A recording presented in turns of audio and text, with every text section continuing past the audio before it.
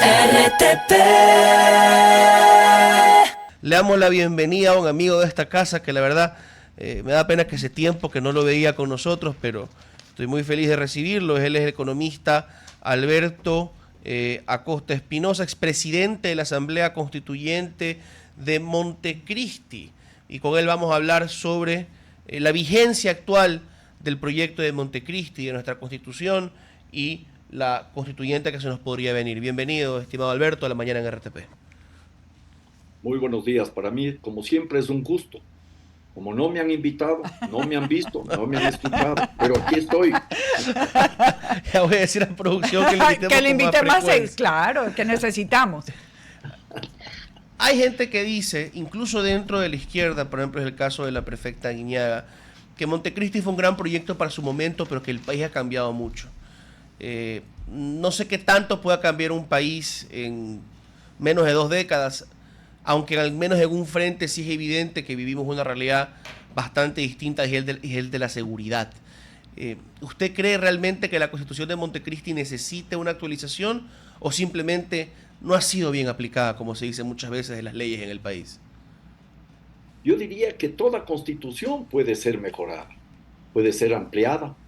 Y si fuéramos a un proceso en el cual realmente quisiéramos mejorar la Constitución de Montecristi, deberíamos tener en mira una suerte de texto Montecristi 2.0. ¿Para qué? Para ampliar derechos, para ampliar garantías, para profundizar lo que tiene que ser una gran transformación en nuestro país.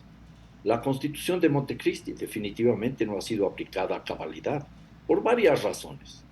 Empezando porque el gobernante que apoyó la elaboración y luego la aprobación de la Constitución no tuvo interés en hacer realidad lo que allí se plasmó.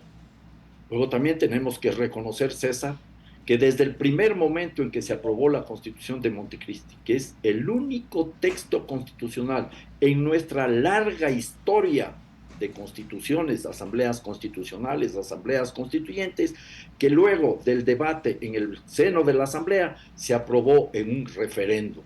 Esta es la historia de esa constitución y esta es la historia del país. La Constitución de Montecristi desde el inicio fue duramente combatida por los grupos dominantes del Ecuador, por las élites, digamos claro, por las oligarquías. Estaban acostumbradas a tener unas constituciones ligeritas, no solo con pocos artículos, sino que establezcan ciertas normas generales para que funcione la sociedad, la economía y la vida política sin generar, sin provocar muchas olas, sin afectar ni las estructuras de dominación, ni las estructuras jerárquicas y menos aún el modelo de acumulación. Fueron constituciones elitarias, elaboradas por élites, con muy escasa participación popular. Recordemos, la Constitución del año 1998 fue una constitución acuartelada. Se realizó en la Academia de Guerra del Ejército de Sangolquí y se dio apenas un mes de plazo para que la gente, la sociedad presente propuestas para ese texto constitucional. Claro. La de Montecristi es diferente. Fue una constitución ciudadanizada, fue una gran minga democrática. Recibimos a sectores de las más diversas orientaciones políticas y ideológicas, a sectores económicos de distintos grupos, de distintas orientaciones y tendencias, a sectores sociales de todo el Ecuador. Y esa constitución incluso fue elaborada con la participación directa en todas las provincias y en la mayoría de cantones de la ciudadanía. Fue una gran minga democrática. La Constitución de Montecristi no fue simplemente para sostener el status quo, y no resultó, porque eso se ha demostrado. El traje a la medida de Rafael Correa terminó siendo una suerte de camisa de fuerza que le incomodaba. No se olviden que terminaba su gestión y decía que la Constitución de Montecristi está llena de novelerías. Había muchas cosas que le incomodaban, porque esa Constitución no está escrita para gobernantes que no quieren actuar democráticamente. Es más, no está escrita solo para los gobernantes, asambleístas, ministros, funcionarios públicos. La Constitución es una caja de herramientas que, parafraseando lo que decía Jaime Roldós, refiriéndose a los soldados, cuando hablaba de que la Constitución tiene que estar en la mochila de cada soldado, el día que inauguró su gestión, lo dijo con claridad para evitar las dictaduras. Ahora, parafraseando a ese gran presidente, digo que la Constitución tiene que estar en el bolsillo de cada uno de los habitantes del Ecuador, transformándola en una herramienta de cambio profundo. ¿Cómo está? Muy buenos días, economista Costa. Tomando esta reflexión que usted hace, 2 puntos y se los pregunto. El primero, ¿considera usted o no un desarrollo que esta nueva constituyente de darse a partir del referéndum se estructure precisamente a partir del poder constituido, es decir, con el reglamento establecido en el 444 y además con una circunstancia sui generis, por lo menos con relación al proceso del 2008, que es mantener activas las instituciones estatales durante su discusión, incluso una discusión futura, el eventual control que la Corte realice? ¿Le parece o no le parece un ejercicio de desarrollo de democracia, de una madurez democrática relativa en el país y en sí mismo una forma de mutar desde el mismo capullo? Aceptando, en el supuesto no consentido, que el pueblo le apruebe al presidente Noboa la convocatoria a una asamblea constituyente, porque para eso es el referéndum, la consulta popular, del día 16 de noviembre próximo. Aceptando eso, creo que habrá que ver cómo evoluciona la asamblea constituyente o la asamblea constitucional que está proponiendo el presidente de la República. Habría que ver en qué contexto, en qué coyuntura empieza esa asamblea. Habría que ver cómo está conformada la asamblea y habría que ver la voluntad política de quienes van a ser asambleístas de avanzar hacia un proceso constituyente genuino, es decir, asumen el poder constituyente o simplemente hacen un ejercicio paralelo de elaborar un texto constitucional sin entrar en mayores discusiones. Yo sobre eso no creo que puedo anticiparme porque desconozco la evolución, pero sí puedo más o menos figurarme lo que podría suceder. ¿Cómo podría ser ese escenario de asamblea constituyente o constitucional a partir de la realidad que tenemos en la actualidad? Teniendo como de por medio el sistema de distribución de escaños que es el de Hont, que prima, favorece, beneficia a los grupos más grandes. O sea, que es muy probable que la asamblea constituyente de Daniel Noboa sea una constituyente controlada por novoístas y por correístas, con una pobrísima participación de pequeños grupos y menos aún una representación de la mayoría de provincias del Ecuador. Recordemos, quedan 80 asambleístas, 24 nacionales, 6 del extranjero, de la migración, 50 provinciales. Los 50 provinciales, ya sabemos, van a marginar a la mayoría de provincias del Ecuador. 13 provincias tendrán cada una un solo asambleísta. Provincias importantes como Manabí, como el Azuay y Loja tendrá cada una 2 asambleístas. Manabí, que es también una provincia vital para la vida nacional, tendrá 4 asambleístas. Pichincha 6 y Guayas 10. ¿Qué quiere decir eso? Que ya se parte de una inequitativa distribución territorial democrática. Muy poca participación de los grupos de las provincias más pequeñas, más marginadas, y también la organización a partir de los grandes grupos políticos. Pero, estimado Alberto, ahí lo quisiera detener brevemente. Un asunto adicional, termino la idea y muy cortito. ¿Quiénes van a ser electos asambleístas nacionales? La gente que vive en Quito y Guayaquil. Eso ha sucedido siempre. O sea que vamos a tener un bicentralismo exacerbado en la nueva Asamblea Constituyente. Es importante lo que usted dice. Bicentralismo y, como dice aquí nuestro querido don Ramón, bicaudillismo. ¿Qué fórmula? ¿Y qué fórmula tan vieja? Bicaudillismo terrible, además. Usted como padre de esta Constitución, de Montecristi, en alguna forma, hay quienes la interpretan el rol de la Corte Constitucional actual como una guardiana en un sentido máximo de la democracia, sus principios, y dicen la Corte no debió haber permitido que se dé paso a la constituyente o a la consulta de la constituyente con estos estatutos, que el método DONT y esta asignación de escaños van a limitar tanto la representación que eso es antidemocrático. ¿Usted cree que la Corte hizo mal a la hora de dar paso a la consulta, que al final es simplemente decir a la gente, ustedes como los soberanos quieren o no aceptar este modelo? Bueno, de hecho, podríamos discutir el papel que cumplió la Corte en esta coyuntura. Empecemos por recordar que el presidente Daniel Noboa empieza la convocatoria a la Asamblea Constituyente. Él tiene todo el derecho para hacerlo, artículo 444, pero con una abierta violación constitucional.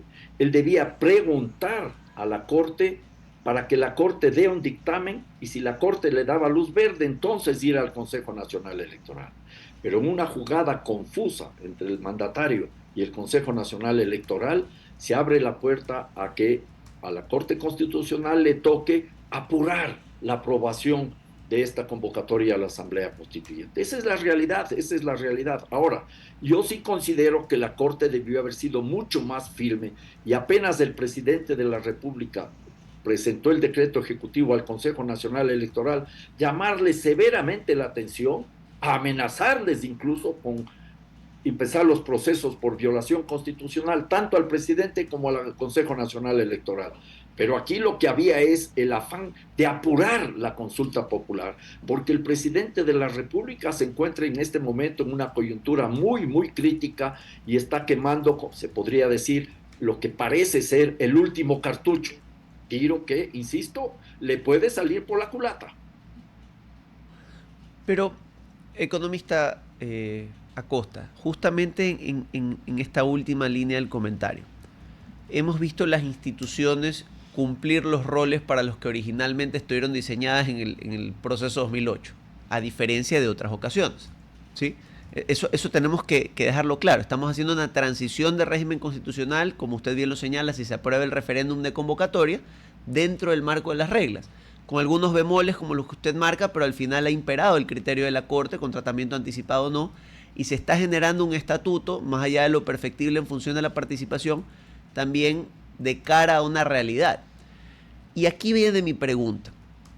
En un mundo tan vertiginoso, donde usted incluso reconoce que aun cuando tuvo un amplio proceso de debate, terminó siendo impráctica para quien luego ejerció como presidente en un sistema hiperpresidencialista, así avalado por la misma Constitución de Montecristi.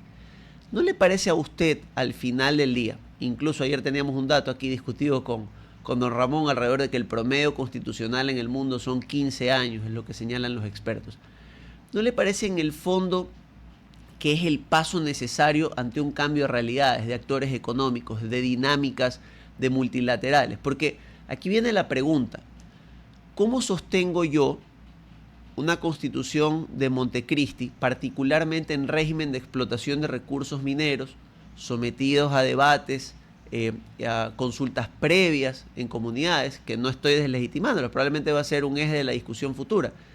Pero ¿cómo puedo yo actuar sobre la base de un mundo que parece decantar de nuevo hacia la huida del derecho administrativo, hacia una privatización en función de los grandes intereses internacionales energéticos?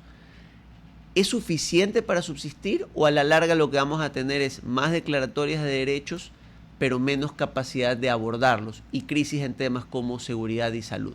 ¿Cuál es su apreciación al respecto? Hay varios elementos en esa pregunta. En algunos temas concretos, si tuviéramos la posibilidad de avanzar en el espíritu de Montecristi, construyendo una constitución Montecristi 2.0, habría que profundizar el tema de derechos y cómo asegurarlos con los recursos necesarios para cumplirlos. En concreto, debería haber el derecho humano a la salud gratuita y universal. Luego de haber vivido la pandemia, es lo mínimo que podríamos esperar. Habría que trabajar también en el derecho humano a la educación gratuita y universal. ¿Y cómo financiar eso? Yo pondría, si estuviera en mis manos, en un nuevo texto constitucional o mejorando la Constitución de Montecristi, por eso hablo de un Montecristi 2.0, con un artículo que habría que redactarlo adecuadamente, que quien más gana y más tiene financia la salud, la educación, la seguridad ciudadana y la jubilación. Clarito, sin rodeos. Eso es un paso para avanzar. Ahora, en el tema de los recursos naturales, Deberíamos reflexionar si queremos seguir siendo un país producto, un país primario exportador, un país condenado a estar dependiente del mercado mundial. Y eso creo que desde mi perspectiva no es el camino. Y si queremos hablar de minería, hablemos de minería. Y les puedo demostrar con números que la minería es una gran estafa económica, además de los gravísimos impactos sociales y ambientales que provoca, enormes, gigantescos. Pero en términos económicos es una gran estafa. Y ahí habría que también tener en cuenta que si queremos avanzar en la lógica de un Montecristi 2.0, habría que cumplir algo que no cumplió el gobierno de Correa, el mandato minero del 18 de abril del año 2008, que prohíbe minería en todas las fuentes de agua y zonas de recarga hídrica. No puede haber minería, por ejemplo, no debería haber minería en los páramos, en las lagunas, en los ríos, en los manglares, en los humedales. Ahí podemos comenzar a trabajar y a pensar cómo nos organizamos en el manejo de los recursos minerales. Aunque, desde mi perspectiva, deberíamos declarar al Ecuador, como es Costa Rica, un país libre de minería metálica. Y bajo esta arista, economista, ¿cuál sería entonces el eje económico que usted propondría desde su experiencia y viendo también 15 años de desarrollo de la Constitución de Montecristi? ¿Cómo cambio al país dependiente de un mercado internacional y cómo genera un valor agregado distinto? Y aquí va a ser muy duro, no al mediano y largo, sino al corto plazo, porque es ahí donde necesitamos los recursos. Sobre todo un mundo que no tiene al gran comprador China, ¿no? En primer lugar, eso no resuelve la Constitución. La Constitución da pautas de cómo organizar ese proyecto de vida en común, esa sociedad libre, igualitaria, equitativa, democrática, participativa. Eso plantea la Constitución como un horizonte. La Constitución no está establecida simplemente para sostener el status quo, sino para cambiarlo. Ahora, ¿qué hacer? Es la otra pregunta de otro interés, de mucho interés y de otro ámbito. Necesitamos, en primer lugar, una concepción estratégica de país. ¿Cómo vamos a participar en este mercado mundial tan cambiante y difícil, tan exigente? La primera cosa que tenemos que hacer es asegurarnos la plataforma de lanzamiento, los mercados locales, la economía local. No es cuestión simplemente de seguir forzando la lógica que ha dominado la economía ecuatoriana casi desde los orígenes de la República, de buscar algún producto que nos ofrece nuestra generosa naturaleza para colocarlo en el mercado mundial. Cacao, banano, petróleo, camarones, atún, flores, espárragos y cosas por el estilo, y seguir esperando que la minería resuelva los problemas, no. Entonces, en ese contexto hay que tener una visión de corto, de mediano y largo plazo. Tenemos que ir transformando nuestra economía dependiente de recursos primarios en recursos terminados. Pasar de lo que es una economía o un país producto, país cacautero, país bananero, país petrolero, país minero, aspiran a ser, a un país de inteligencia. Algo se ha hecho, pero muy poco, por ejemplo, en el caso del cacao. No podemos seguir siendo simplemente los principales exportadores de uno de los cacaos de mejor calidad en el planeta, sino que tenemos que hacer un esfuerzo para vender el producto terminado. Y no solo es un valor agregado, sino valor interno de retorno. Hay que asegurar que nuestra economía internamente se beneficie por ese aprovechamiento de los recursos primarios. Esa es una tarea fundamental, pero eso no aparece, porque ¿qué estamos haciendo? Nos ilusionamos con los tratados de libre comercio, que creemos que son la gran panacea. No, nos siguen manteniendo en la lógica de país producto. No hemos sido capaces de aprender de la historia de relación de economía primaria exportadora con Europa, con Estados Unidos, y ahora hacemos lo mismo con China. Lo mismo sucede para el resto de países de América Latina, sí, lo cual no puede ser un consuelo. Ecuador debería tener una visión clara, una concepción estratégica de a dónde queremos ir y cómo vamos a participar. Y justo sí, siempre justicia social y justicia ecológica. Justo, economista, que ese punto para mí es estelar, es porque justamente tuvimos acá a la ingeniera de la Cámara China y hablábamos del mismo tema. Nosotros tenemos que dejar de exportar productos primarios y comenzar realmente a producir, es donde está el dinero, donde realmente está la joya de la corona, y podamos realmente desarrollar los productos que podamos nosotros trabajar con los precios adecuados y no comenzar a a vender por vender. O sea, y tenemos la capacidad humana, que es lo más importante, porque eso es lo que se necesita. Y brevemente, Mire, economista, por favor, porque nos acercamos al corte y ya ¿Qué? están que nos hacen señales de humo. Muy rápidamente, Marisa. Larisa, Eso nos obliga a trabajar con distintas fuerzas en la sociedad, fuerzas políticas, fuerzas sociales, Así es. universidades y sectores. Ecuador exporta gran cantidad de banano. Seguimos siendo uno de los mayores, si no el mayor exportador de banano. No el mayor productor porque es la India en la actualidad.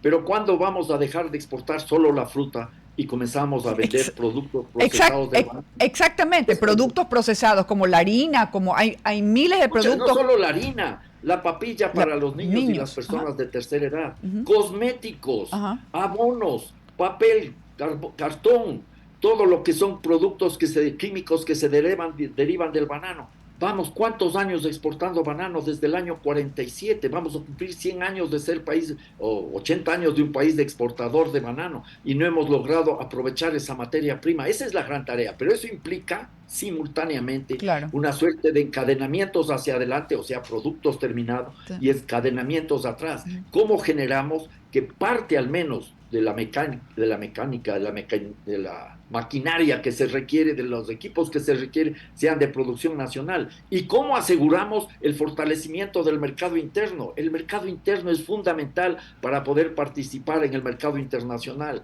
No se trata simplemente de abrir la puerta y lanzarnos al vacío, no. Hay que prepararnos y actuar con una concepción estratégica de país. Pero eso implica no quedarnos creyendo que la Constitución por sí sola resuelve los problemas, y menos aún mandar ese mensaje falaz, mentiroso, de que los problemas surgen de la Constitución de Montecristi. Bien, siendo las 9:05, queremos agradecer su comparecencia hoy al economista Alberto Acosta Espinosa. Muchas gracias y espero que vuelvan a invitar. Claro que sí. Yo hablo claro y franco y preciso y me siento muy a gusto con ustedes. Así nos gusta. Buen día. Seguro, que tenga un buen día. Tengo una reunión. RTP